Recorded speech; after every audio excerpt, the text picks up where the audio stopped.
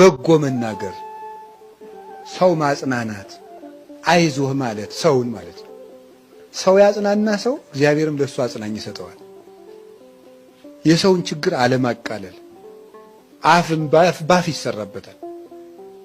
ባፍ የሚሰሩ 33 አይነት ኃጢአቶች አሉ። እነዚያን አለማድረግ፣ ጥቂቱን ለመናገር ነገር መስራት፣ ጥቂቱን ለመናገር መሳደብ፣ ጥቂቱን ለመናገር መዋሸት፣ ጥቂቱን ለመናገር መማል፣ ጥቂቱን ለመናገር ማጉረምረም፣ ጥቂቱን ለመናገር መራገም፣ ጥቂቱን ለመናገር ሐሜት፣ ጥቂቱን ለመናገር አድማ፣ ጥቂቱን ለመናገር ለፍላፊነት፣ ጥቂቱን ለመናገር ማንሾካሾክ፣ ጥቂቱን ለመናገር ሽንገላ፣ ጥቂቱን ለመናገር መዘበት፣ ጥቂቱን ለመናገር ባሉ ጨምሩ።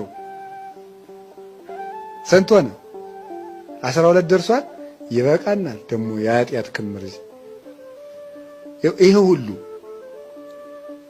አሾካሾ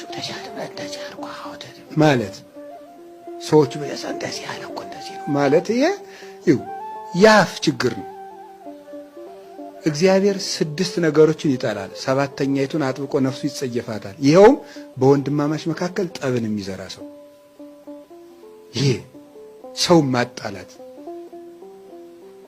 በጣም ከባድ፣ አድማ አደገኛ ነገር፣ ቃል ገብቶ ቃልን ማፍረስ፣ ይህም አንድ ችግር፣ አለማመስገን፣ ይህም አንድ ችግር። እነዚህን ነገሮች አፍ ሲታረም አፍ መክሊት ይሆናል።